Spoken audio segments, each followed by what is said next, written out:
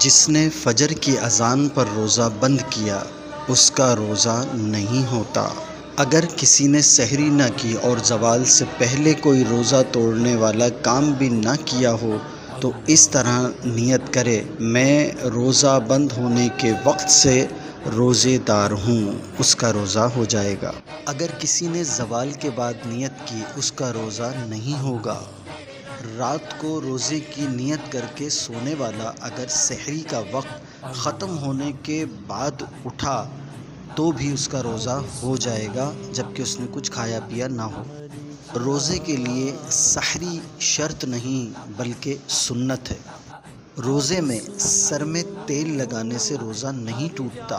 روزے میں سرما لگانے سے بھی روزہ نہیں ٹوٹتا، مگر روزے میں کاجل لگانے سے احتیاط کریں، کاجل کا حکم سرمے سے علیحدہ ہے۔ جی ہاں، روزے میں مسواک بھی کر سکتے ہیں۔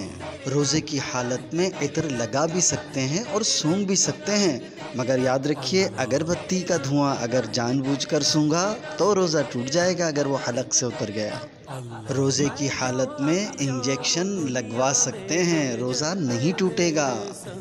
روزے کی حالت میں ضرورت پڑنے پر ڈرپ بھی لگوا سکتے ہیں، روزہ نہیں ٹوٹے گا۔ روزے کی حالت میں خون ٹیسٹ کرنے کے لیے نکال سکتے ہیں، روزہ نہیں ٹوٹے گا۔ روزے میں اگر چوٹ لگ جائے اور کہیں سے خون نکل آئے تو بھی روزہ نہیں ٹوٹتا۔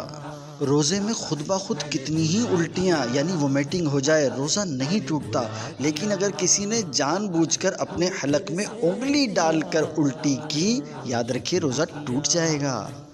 روزے کی حالت میں تھوک نگلنے سے روزہ نہیں ٹوٹتا، مگر منہ میں تھوک جمع کرتے رہنا مکروہ ہے، اسی طرح بار بار تھوکتے رہنا بھی درست نہیں۔ میں نے ہوا میں اڑنا سیکھ لیا، میں نے ہوا میں اڑنا